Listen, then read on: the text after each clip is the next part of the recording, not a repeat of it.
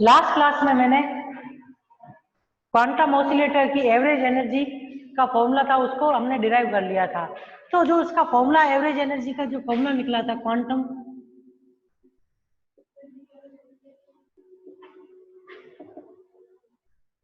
Oscillator की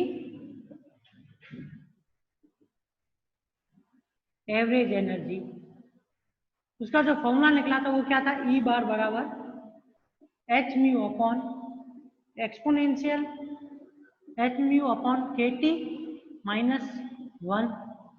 ये तो किसके रूप में, फ्रीक्वेंसी के फॉर्मेट में।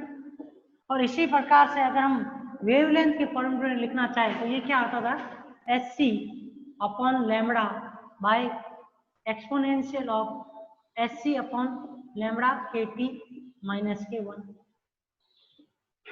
ये इन है वेवलेंथ फॉर्मेट में। ये चीजें मैंने आप लोगों को लास्ट क्लास में बता दी थी। मतलब दो चीजें, दो फॉर्मूले जो निकले थे, मतलब दोनों ही एक दूसरे से रिलेटेड है, क्योंकि आपको मालूम तो म्यू बराबर क्या होता है, सी अपॉन लैम्बडा। हमने जो फॉर्मूला निकाला था वो फ्रीक्वेंसी के फॉर्मेट में निकाला था। उस फॉर्मूले के अंदर अगर हम म्यू बराबर सी अपॉन लैम्बडा लिखते हैं तो उस आधार के ऊपर जो एवरेज एनर्जी का फॉर्मूला जो है वो क्या आता है, ई बार बराबर एच सी अपॉन लैम्बडा के टी माइनस के 1 के फॉर्मेट में आ जाएगा वो फॉर्मूला एनर्जी का। तो यहां तक हमने कल की क्लास में कर लिया था कि कोई भी क्वांटम ऑसिलेटर है उसकी एवरेज एनर्जी, क्योंकि जो हम वक्र पढ़ते थे वो इस प्रकार का वक्र पढ़ते थे, उस वक्र के अंदर क्वांटम ऑसिलेटर क्या करता था, विद्युत चुंबकीय दोलकों के फॉर्मेट में, ऑसिलेटर के फॉर्मेट में क्या करता था, एनर्जी को क्या करता था, रिड्यूस करता था, या फिर आप ये कह सकते हो इमिट करता था। तो आप देख रहे हो एक बार तो विकिरणों की मात्रा बढ़ रही है और एक बार विकिरणों की मात्रा कम हो रही है, तो हम ये कभी नहीं बता पाएंगे कि किस समय पे कितनी एनर्जी या फिर टोटल एनर्जी इसमें कितनी उत्सर्जित हो रही है। तो उस वजह से जो प्लांक था उसने इस रेडिएशन के या कृष्णिका विकिरण के अंदर एवरेज कितनी एनर्जी उत्सर्जित होती है विकिरणों के फॉर्मेट में, उसके लिए एक फॉर्मूला दिया, जिसे कि प्लांक का क्वांटम ऑसिलेटर का एवरेज या औसत ऊर्जा का सूत्र कहते हैं, जो कि किसके बराबर आता है, ई बराबर H mu upon exponential h mu upon k T minus के 1 के बराबर आता है। अब हम इसी प्लांक के औसत ऊर्जा के सूत्र को ज्ञात कर लिया। अब इसी के साथ में जो आज की क्लास है उसमें हम क्या करेंगे, दो चीजें निकालेंगे। एक तो जो विकिरण है वो ऑसिलेटर के द्वारा उत्सर्जित हो रही है, तो टोटल ऑसिलेटर या फिर जो दोलित्र है किस रेंज में, फ्रीक्वेंसी म्यू से म्यू प्लस बीवी डी म्यू, इस रेंज के अंदर कितने ऑसिलेटर है किसी भी कृष्णिका के अंदर, उसका मान ज्ञात करेंगे, जो कि मैक्सवेल वोल्टेज मान स्टैटिक्स से निकाला जाता है। और दूसरी चीज हम ये पता करेंगे कि जो प्लांक ने ये एवरेज एनर्जी का फॉर्मूला दिया है, इस आधार के ऊपर प्रति एकांक आयतन कृष्णिका के पृष्ठ क्षेत्रफल में से प्रति एकांक आयतन कितनी किरणें या कितनी ऊर्जा उत्सर्जित होती है, उसके लिए हम क्या निकालेंगे, ऊर्जा घनत्व का एक फॉर्मूला निकालेंगे, जिसे कि प्लांक का विकिरण का सूत्र है या प्लांक रेडिएशन फॉर्मूला भी कहते हैं, उसका मान भी हम आज या उस फॉर्मूले को भी हम याद कर लेंगे। तो सबसे पहले तो हमें क्या याद करना है, म्यू से mu plus D mu range के अंदर प्रति एकांक आयतन दोलकों की संख्या या ऑसिलेटर्स की संख्या कितनी है उसको मान हमें याद करना है।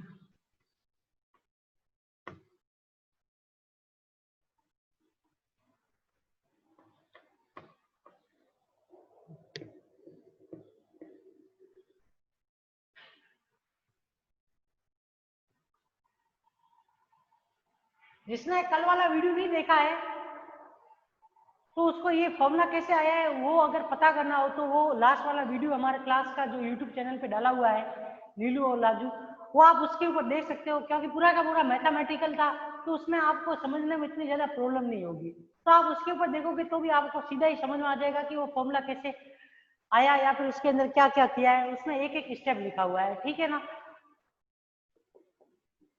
म्यू से आवर्ती अंतराल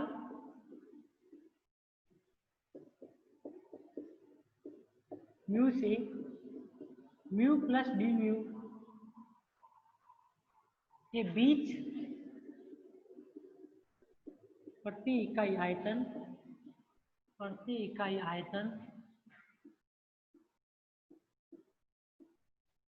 दोलित्रों की प्रति इकाई आयतन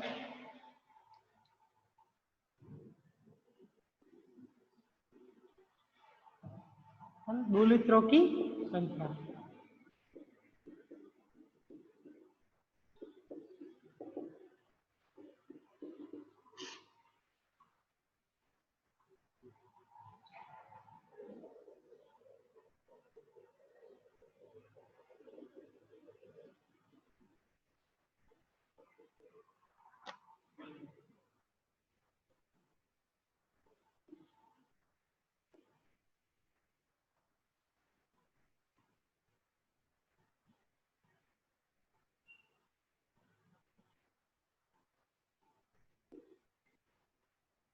तो अब यहाँ पे देखिए एक कृष्णिका जो होती है वो किस प्रकार से बनी हुई होती है, वो इस प्रकार से गोलीय आकृति में, जिसमें एक मोटी सी परत के अंदर से क्या होता है, एक विकिरण रूपी द्रव भरा हुआ होता है, या फिर ये कह सकते हो रेडिएशन का जो जिससे रेडिएशन प्रोड्यूस होती है उसका फ्लूइड भरा हुआ होता है। ठीक है, उसमें से क्या करती है, विकिरणों का या तो अवशोषण किया जाता है या फिर उत्सर्जन किया जाता है।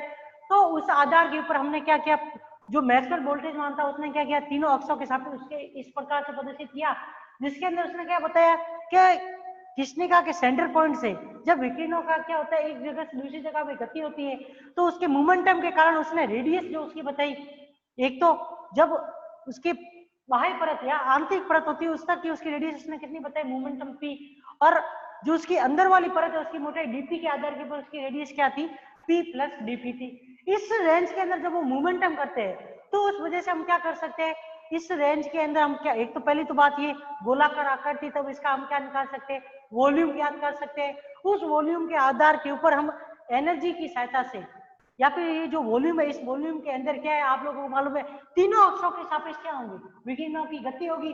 तो उस आधार के ऊपर हम तीनों अक्षों के सापेक्ष एक तो इनकी क्या निकाल सकते हैं, तीनों अक्षों के सापेक्ष इसका वॉल्यूम निकाल सकते हैं विकिरणों का, तथा साथ में ही इन तीनों अक्षों के सापेक्ष, या फिर आप ये कह सकते हो कि जो हम क्वांटम मैकेनिक्स के अंदर जो एनर्जी पढ़ते हैं विकिरणों की, वो किस फॉर्मेट में पढ़ते हैं, E बराबर एच म्यू फॉर्मेट में पढ़ते हैं। इस एनर्जी के आधार के ऊपर उसके अंदर कितनी विकिरणों की संख्या है उसको भी हम याद कर सकते हैं।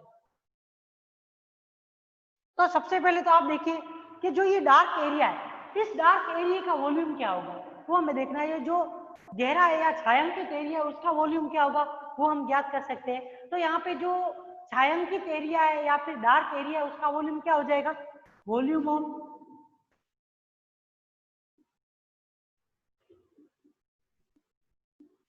डार्क एरिया क्या हो जाएगा, 4/3 पाई p प्लस dp का होल क्यूब माइनस 4/3 पाई p क्यूब, जो कि किसके बराबर आता है, 4/3 पाई p स्क्वायर के बराबर आएगा। तो 4 पाई p स्क्वायर इंटू dp, क्योंकि इसके अंदर जो dp की हायर टर्म्स होगी, क्योंकि जो मोमेंटम के अंदर चेंज है बहुत ही कम है, जब उसको पावर को बढ़ा देंगे तो उस कंडीशन में और वैल्यू क्या हो जाएगी, छोटी हो जाएगी, तो उसको हम नेग्लिजिबल कर सकते हैं। और जब इसको आगे सॉल्व करेंगे तो जो वैल्यू आएगी वॉल्यूम ऑफ डार्क एरिया वो क्या आ जाएगा, 4 पाई p स्क्वायर dp। या फिर हम डायरेक्टली ऐसे भी ले सकते हैं कि जो ये वर्ताकार आकृति है या गोलाकार आकृति है, जो इसका आंतरिक भाग का एरिया क्या हो जाएगा, 4 पाई p स्क्वायर। और अगर हमको इसका पूरा वॉल्यूम निकालना हो तो क्या करेंगे, इसकी मोटाई के साथ में अगर मल्टीप्लिकेशन करेंगे तब भी हमें क्या मिल जाएगा, मोमेंटम के रूप में डार्क एरिया का वॉल्यूम पता चल जाएगा, जो कि किसके बराबर है, 4 पाई p स्क्वायर dp के बराबर है। अगर मान लो कि इसमें यहाँ पर कोई भी एक यहाँ से या इसके अंदर कोई भी एक विकिरण या कोई भी एक रेडिएशन क्या हो रही है, या फिर कोई भी एक ऑसिलेटर है वो क्या कर रहा है, ऑसिलेशन कर रहा है तीनों अक्षों के सापेक्ष, एक्स एक्स के सापेक्ष, वाई एक्स के सापेक्ष, जेड एक्स के सापेक्ष। तो अगर हम उस एक ऑसिलेटर का वॉल्यूम निकालना चाहे तो वो क्या होगा, वो तीनों अक्षों के सापेक्ष डिपेंड करेगा। एक तो तीनों अक्षों के सापेक्ष उसकी पोजीशन, तथा साथ में वो तीनों अक्षों के सापेक्ष क्या कर रहा है, गति भी कर रहा है। जैसे मान लो पहले इस जगह पे पहुंचा तो इस जगह पे उसकी पोजीशन क्या हो जाएगी, मान लो कि x है, तथा उस समय पर मान लो कि ये जब यहाँ से यहाँ पे गति कर रहा था तो उस समय इसका मोमेंटम मान लो कि px। उसी प्रकार से इस x के सापेक्ष y तथा मोमेंटम क्या हो जाएगा py। जेड एक्स के सापेक्ष क्या हो जाएगा, जेड पोजीशन तथा मोमेंटम क्या हो जाएगा pz। तो हम इन तीनों चीजों के सापेक्ष जो ये तीन मोमेंटम तथा तीन पोजीशन दी हुई है, इन तीन मोमेंटम तथा तीन पोजीशन के सापेक्ष जब कृष्णिका के अंदर कोई भी ऑसिलेटर मोशन करता है या गति करता है या फिर विकिरणों को उत्पन्न करता है तो उस एक ऑसिलेटर के सापेक्ष या उस एक ऑसिलेटर का हम वॉल्यूम भी ज्ञात कर सकते हैं। वो किस प्रकार से ज्ञात करेंगे? Let volume of one oscillator, वो क्या हो जाएगा? x इंटू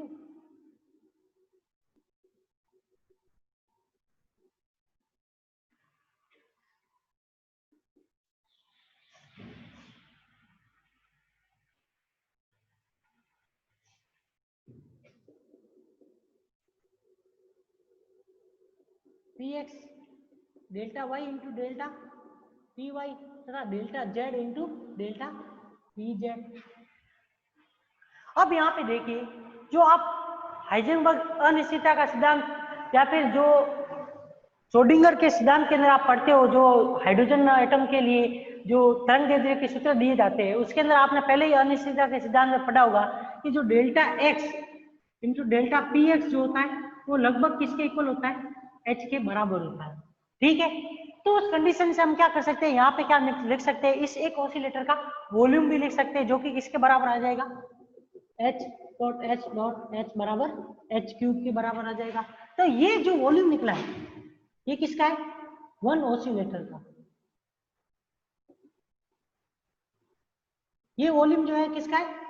जो कृष्णिका है उसमें कितने ऑसिलेटर है, उन सब जितने भी ऑसिलेटर है उन ऑसिलेटरों में से किसी एक ऑसिलेटर का जो वॉल्यूम है वो किसके बराबर है? एच क्यूब के बराबर है। तो अब अगर हमें एक ऑसिलेटर के वॉल्यूम के बारे में मालूम है और टोटल कृष्णिका जो है उसका जो डार्क एरिया है उसका जो वॉल्यूम है वो भी हमें मालूम है, तो उस डार्क एरिया के अंदर टोटल ऑसिलेटर्स कितने होंगे उसकी संख्या भी हम क्या ज्ञात कर सकते हैं इन दोनों फॉर्मूलों की सहायता से। क्योंकि जो भी ऑसिलेटर है वो विकिरणों को उत्सर्जित करेगा, तो वो कहां से करेगा? डार्क एरिया में भरे हुए फ्लूइड से भी उत्सर्जित करेगा। तो उस आधार के ऊपर हम क्या कर सकते हैं, इस ऑसिलेटर के अंदर या फिर इस कृष्णिका के अंदर टोटल कितने ऑसिलेटर है उसका मान भी हम क्या कर सकते हैं? ज्ञात कर सकते हैं।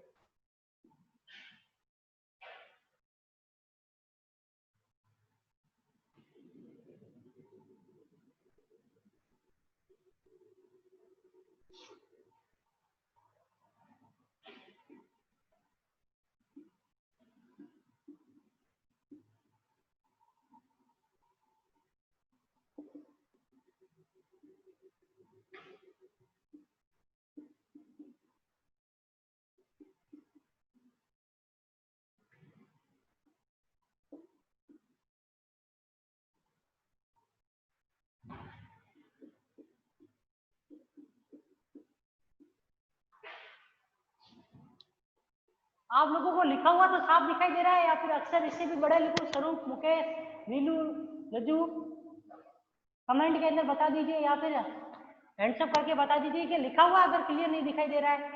ठीक है, तो यहाँ से P से P प्लस डीपी, क्योंकि आप देखोगे जब मोमेंटम जो हो रहा है वो यहाँ से यहाँ तक तथा यहाँ से आगे की तरफ जो इसके अंदर जो विकिरण ऑसिलेटर है वहां तक हो रहा है, तो उस कंडीशन के अंदर जो इसके अंदर ऑसिलेटर्स का नंबर होगा वो क्या होगा? NP इंटू डीपी बराबर क्या आ जाएगा? 4πp² into DP upon h cube के बराबर आ जाएगा। ये जो है इसके अंदर क्या आ जाएगा? टोटल ऑसिलेटर्स की नंबर्स को प्रदर्शित करेगा, जिसमें आप देख रहे हो डार्क एरिया है, उस डार्क एरिया के अंदर उस डार्क एरिया या उस डार्क वॉल्यूम के अंदर अगर हम क्या कर दें, एक ऑसिलेटर के वॉल्यूम को डिवाइड कर देंगे तो हमें क्या मिल जाएगा? पूरे वॉल्यूम के अंदर कितने ऑसिलेटर है, अगर एक ऑसिलेटर के वॉल्यूम को अगर पूरे वॉल्यूम में डिवाइड कर देंगे तो हमें क्या मिल जाएगा?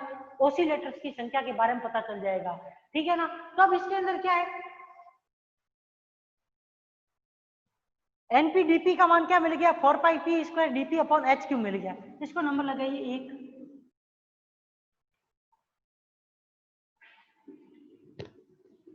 एनर्जी का फॉर्मूला क्या होता है मोमेंटम के फॉर्मेट में? डी ब्रोगली तरंग दैर्ध्य की सहायता से आपको मालूम हो तो E बराबर हम क्या लिखते हैं? एच म्यू लिखते हैं, और म्यू को हम क्या लिख सकते हैं? एच सी अपॉन लैम्बडा। और डी ब्रोगली तरंग दैर्ध्य से h अपॉन लैम्डा किसके बराबर होता है, p के। तो यहाँ से एनर्जी जो है वो क्या आ जाएगी, p इंटू सी के फॉर्मेट में आ जाएगी।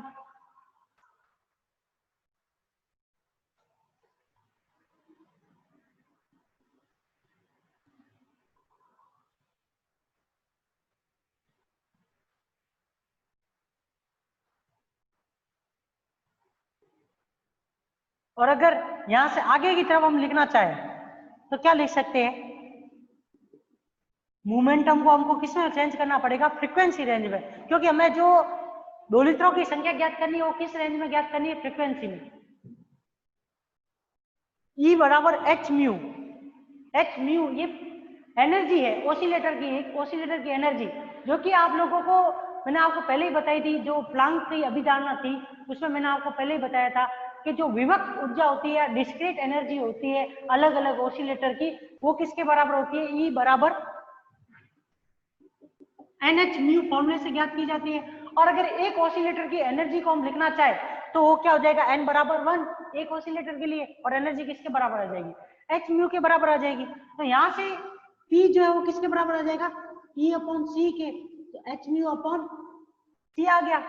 तो इसको हम और किस फॉर्मूले में ले सकते हैं, डीपी बराबर क्या हो जाएगा, h upon c d mu आ जाएगा। इस मान को अब हमें क्या रखना है, इस इक्वेशन नंबर 1 के अंदर रखना है। तो पुनः इक्वेशन नंबर 1 से क्या आ जाएगा, एन म्यू डी म्यू बराबर क्या हो जाएगा, क्योंकि अब हमने मोमेंटम को किस फॉर्मेट में चेंज किया, फ्रीक्वेंसी के फॉर्मेट में चेंज किया। तो यहाँ से जो ये पार्टिकल्स के नंबर है वो भी किसके फॉर्मेट में आ जाएंगे, मोमेंटम के फॉर्मेट, सॉरी फ्रीक्वेंसी के फॉर्मेट में आ जाएंगे। तो यहाँ से एन म्यू डी म्यू है वो किसके बराबर हो जाएगी, 4 पाई पी का मान क्या है, h square mu square upon h cube c square into h upon c into d mu. यहां से एच क्यूब से एच क्यूब कट जाएगा तो एन म्यू डी म्यू बराबर क्या आ जाएगा, 4 pi mu cube upon mu square upon c cube d mu. ये एक फॉर्मूला मिल गया हमें जो ऑसिलेटर्स की संख्या को बताएगा। लेकिन इसमें एक चीज ये है कि जो कोई भी विद्युत चुंबकीय दोलित्र होता है या विद्युत चुंबकीय तरंग जो होती है उनका क्या होता है, दो उसके क्या होते हैं, पोलराइजेशन की कंडीशन 2 होती है। तो ये तो एक कंडीशन के लिए तो हमने ये निकाल ली, तो दूसरी कंडीशन जो होगी उसके लिए भी सेम की सेम चीज होगी, क्योंकि जो विद्युत चुंबकीय तरंग है उसी के कारण क्या उत्पन्न हो रहा है, या उन्हीं को हम क्या बोल रहे हैं, कैसा मान के चल रहे हैं, ऑसिलेटर के फॉर्मेट में मान के हम क्या कर रहे हैं, रेडिएशन का प्रोडक्शन कर रहे हैं। तो जब विद्युत चुंबकीय तरंगों के भी ध्रुवण की 2 दिशा है तो उस कंडीशन में ऑसिलेटर के भी ध्रुवण की क्या हो जाएगी, 2 दिशा हो जाएगी, या पोलराइजेशन की क्या हो जाएगी, 2 डायरेक्शन होगी। तो उस वजह से जो टोटल नंबर ऑफ ऑसिलेटर है वो भी क्या हो जाते हैं, फ्रीक्वेंसी के वो भी क्या हो जाएंगे, इसके डबल हो जाएंगे।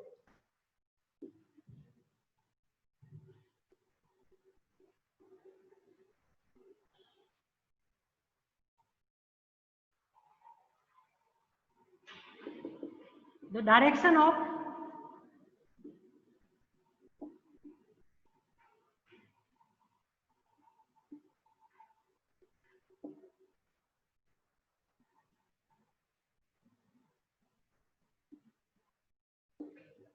electromagnetic wave is 2 types.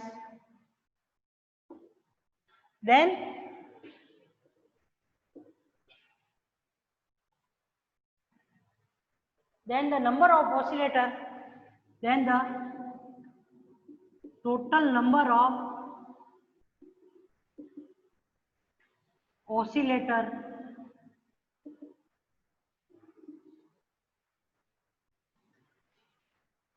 in frequency range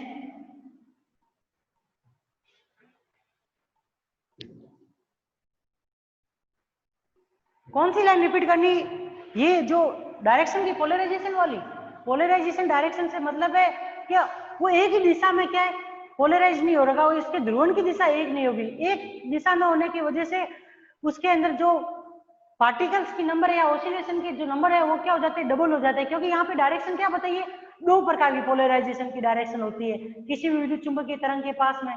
तो उस वजह से इसके अंदर जो ऑसिलेटर्स के नंबर भी है जो होते हैं वो क्या हो जाते हैं, डबल हो जाते हैं। जो ऑसिलेशन या जो पोलराइजेशन की डायरेक्शन जो दो होती है ना, टू टाइप की डायरेक्शन जो होती है ना, उस वजह से इसके अंदर क्या है, जो मोमेंटम या फिर ये कह सकते हो कि ऑसिलेटर्स के नंबर भी क्या हो जाते हैं, डबल हो जाते हैं। ठीक है, अगर यहाँ पे लिखा हुआ नहीं दिख रहा हो तो मेरे को बता देना, मैं लिखा हुआ नहीं दिख रहा होगा तो मैं अक्षर को और बड़े भी लिख दूंगा, लेकिन अगर आपको समझ में नहीं आ रहा तो आप मेरे को बताते रहना, लेकिन साथ साथ में जो लिखा हुआ नहीं दिखे उसके बारे में भी मेरे को बताते रहना। नहीं तो फिर क्या है कि आप लोगों को दिखाई नहीं देगा तो फिर आप लिख नहीं पाओगे, और लिख नहीं पाओगे तो अगर एक भी लाइन छूट जाएगी तो बाद में आपको याद करने में भी प्रॉब्लम होगी, ये आप ध्यान रखना इसके अंदर। Total number of oscillator in frequency range mu two mu plus D mu किसके बराबर आ जाएगा, एन म्यू डी म्यू बराबर क्या हो जाएगा, 8 pi mu square upon c cube d mu के बराबर आ जाएगा। ये किसको, अब देखिए यहाँ पे एन म्यू डी म्यू का क्या मतलब होता है पहले तो वो आप जानिए, कि जिस प्रकार से आप लोग देख रहे हो ना फ्रीक्वेंसी रेंज, तो ये जो है एक रेंज जो डी म्यू रेंज है, उस डी म्यू रेंज के अंदर कितने ऑसिलेटर्स है वो प्रोड्यूस हो रहे हैं, क्योंकि आप लोगों को मालूम है कि म्यू से mu plus D mu range के अंदर आप देखोगे तो आवर्ती या फिर फ्रीक्वेंसी जो है वो कितनी है, डी म्यू है। उस डी म्यू फ्रीक्वेंसी के अंदर कितनी आप कर रहे हो, ऑसिलेटर को प्रोड्यूस कर रहे हो, या उन ऑसिलेटर्स की संख्या कितनी है जो कि क्या कर रहे हैं, रेडिएशन को प्रोड्यूस कर रहे हैं, वो क्या है 8 pi mu square upon c cube d mu के बराबर होगी। या फिर आप ये कह सकते हो कि आपका प्रति एकांक आयतन या फिर एनर्जी डेंसिटी के अंदर किसी भी एनर्जी डेंस जो कि आपके जो वॉल्यूम डेंसिटी है, उस वॉल्यूम डेंसिटी के अंदर ऑसिलेटर्स की संख्या है वो किसके बराबर है, वो इसके बराबर है। ये वॉल्यूम डेंसिटी या किसी वॉल्यूम के अंदर टोटल कितने ऑसिलेटर्स हैं उनकी संख्या को भी किससे प्रदर्शित करते हैं, एन म्यू डी म्यू बराबर 8 pi mu square upon c cube d mu से प्रदर्शित करते हैं। ये तो आप किसके फॉर्मेट में आ गई, या फिर जो ये आप लोगों को जो ऑसिलेटर्स की संख्या निकली है किस फॉर्मेट में निकली है, फ्रीक्वेंसी फॉर्मेट में निकली है। अगर हमें यहीं पर क्या निकालना हो, टोटल ऑसिलेटर्स की संख्या निकालनी हो किसके फॉर्मेट में, वेवलेंथ फॉर्मेट में निकालनी हो तो भी हम लिख सकते हैं।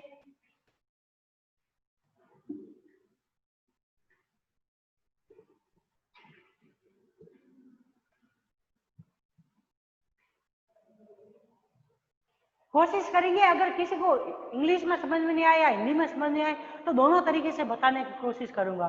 तो हिंदी और इंग्लिश मीडियम दोनों ही कोई टेंशन मत लेना कि सर इंग्लिश में कोई लाइन अगर समझ में नहीं आएगी तो उसको भी बता दूंगा, और हिंदी में किसी को अगर समझ में नहीं आएगा तो उसको इंग्लिश में, और इंग्लिश वाले को अगर हिंदी में नहीं आएगा तो उसको हिंदी में बता देंगे। तो ये है कि क्लास कंटिन्यू अटेंड करते रहोगे तो उससे आपको फायदा ही होगा, कुछ ना कुछ नया नया सीखने को ही मिलेगा। अगर क्लास नहीं अटेंड करोगे तो नुकसान आप ही लोगों का है, क्योंकि उसके बाद में जब लास्ट में याद करोगे तो इतनी आसानी से समझ में नहीं आएगा कौन सी चीज कहाँ से आ रही है। ठीक है ना, तो अब यहाँ पे देखिए ये फ्रीक्वेंसी रेंज के फॉर्मेट में है, और आप लोगों को मालूम है कि फ्रीक्वेंसी म्यू जो होती है वो किसके बराबर होती है, सी अपॉन लैम्बडा के बराबर। तो यहाँ पे डी म्यू बराबर क्या आ जाएगा, माइनस के c upon lambda square d mu.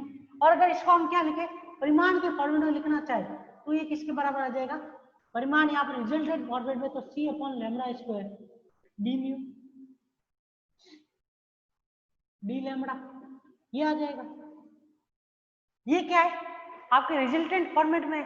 अगर हम यहाँ से डी म्यू का मान तथा म्यू का मान इस समीकरण में रखेंगे तो हमें क्या मिल जाएगा, total number of oscillator in wavelength range lambda to D lambda के बीच में। तो हम यहाँ पे अब क्या लिख सकते हैं, total number of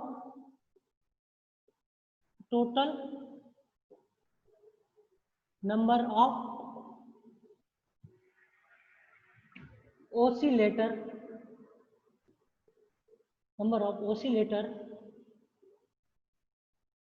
in wavelength range lambda 2 lambda plus D lambda, क्या मान आ जाएगा?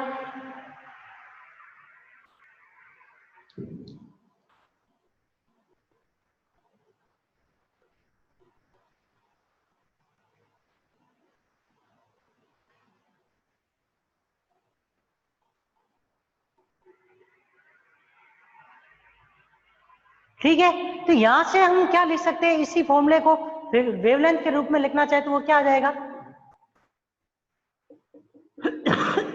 सॉरी,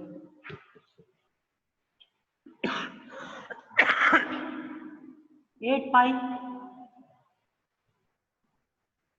सी square upon lambda square c cube into c upon lambda square into b lambda, ये लिख सकते हैं।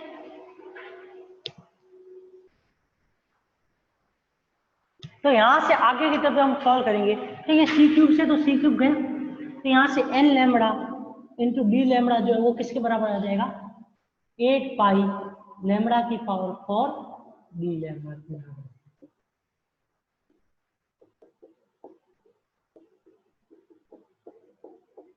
ये जो दो इक्वेशन निकली है, ये दो इक्वेशन बहुत ही ज्यादा इंपॉर्टेंट इक्वेशन है, जिसमें एक में तो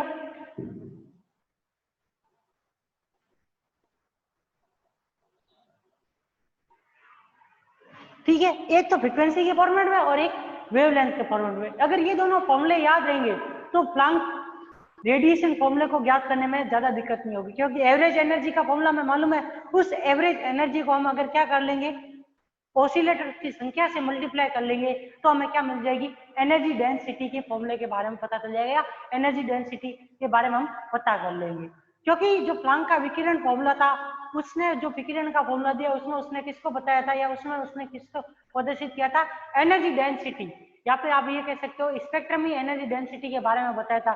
किसी भी कृष्णिका या किसी भी ब्लैक बॉडी के द्वारा एक वेवलेंथ के अंदर लैम्बडा से लैम्बडा प्लस डी लैम्बडा, या फिर फ्रीक्वेंसी म्यू से म्यू प्लस डी म्यू के अंदर कितनी विकिरण उत्सर्जित हो रही है ऊर्जा के फॉर्मेट में, उसका मान उसने बताया था किसके फॉर्मेट में? विविध ऊर्जा के रूप में, जो कि एक तो इन ऑसिलेटर्स की संख्या, दूसरा किसके ऊपर डिपेंड करता है? एवरेज एनर्जी के ऊपर भी डिपेंड करता है। तो अब हम लिखेंगे इन फॉर्मूलों के बाद में, जो ये एक तो ऑसिलेटर्स की संख्या के बारे में पता चल गया, और हमें किसके बारे में? एनर्जी डेंसिटी के बारे में भी हमें, टोटल एवरेज एनर्जी के बारे में भी हमें मालूम है। तो हम इन दोनों की सहायता से हम क्या कर सकते हैं? प्लांक के विकिरण फॉर्मूले या फिर प्लांक्स रेडिएशन फॉर्मूले को भी हम लिख सकते हैं।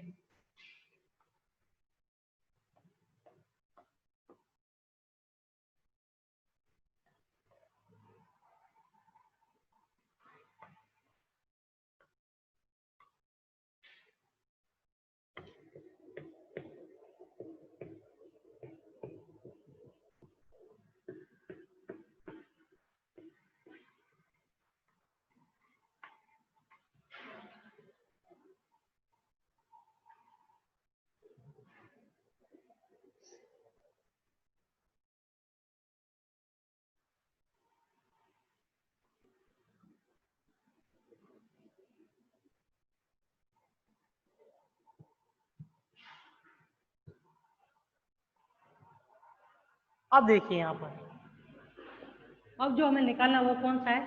प्लांक विकिरण का नियम या सूत्र।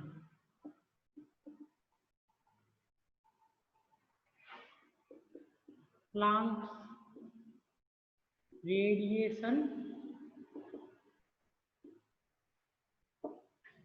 फॉर्मूला।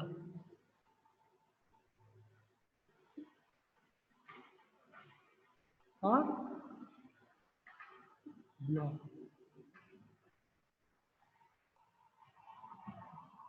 तो प्लांक के अनुसार लैम्बडा से lambda plus D lambda wavelength के अंदर कृष्णिका के द्वारा उत्सर्जित होने वाली विकिरणों की ऊर्जा क्षमता क्या होगी, उसका फॉर्मूला लिख लेते हैं अभी।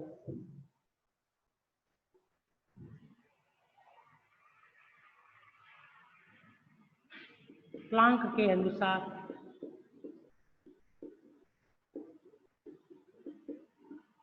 किसी कृष्णिका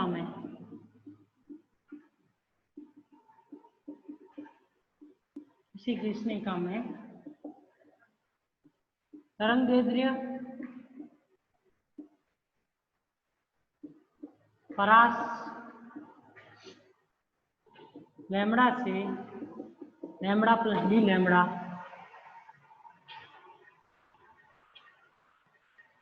में उत्सर्जित विकिरणों का ऊर्जा घनत्व एनर्जी डेंसिटी का मान क्या हो जाएगा? U of lambda D lambda is equal to क्या आ जाएगा? नंबर ऑफ ऑसिलेटर्स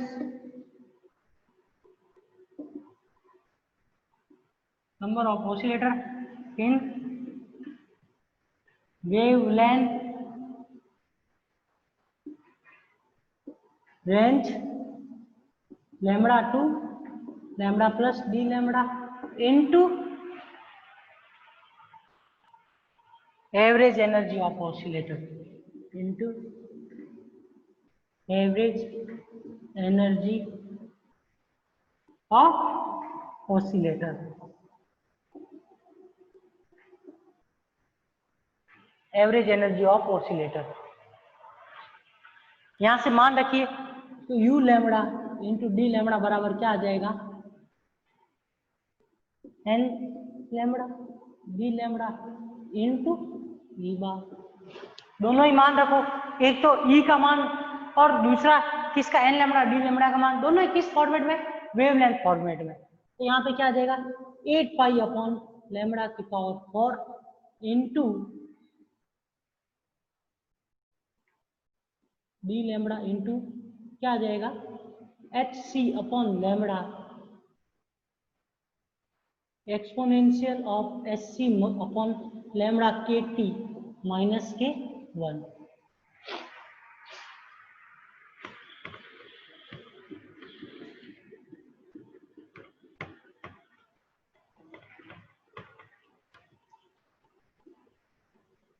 और आगे की तरफ लिखेंगे तो u lambda into D lambda बराबर क्या आ जाएगा? 8 पाई अपॉन लैम्बडा की पावर 4 5 एच सी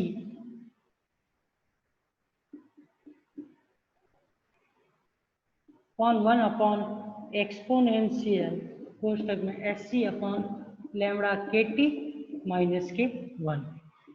ये तो क्या है? Energy density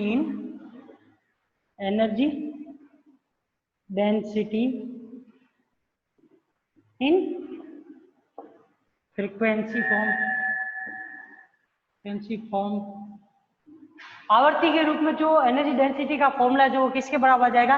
u lambda D lambda बराबर 8 पाई एच सी अपॉन लैम्बडा की पावर 5 1 अपॉन एक्सपोनेंशियल एच सी अपॉन लैम्बडा के टी माइनस के 1 इंटू पीछे क्या आ जाएगा? D lambda.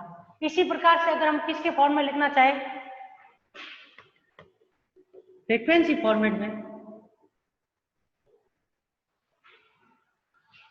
इन ए फ्रीक्वेंसी फॉर्म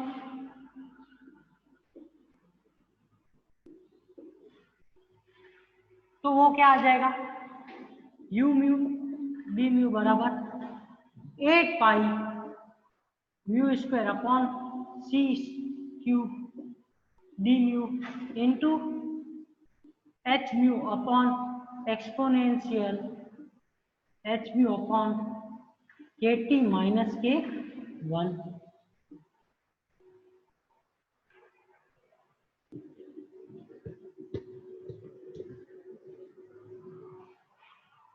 यहां से u म्यू डी म्यू बराबर क्या आ जाएगा?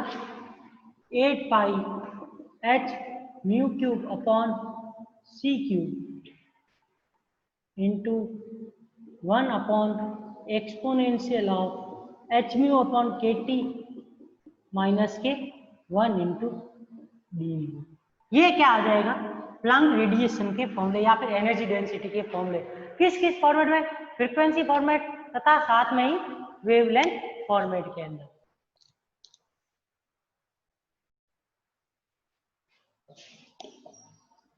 ठीक है ना। तो अब इससे यहाँ तक के जो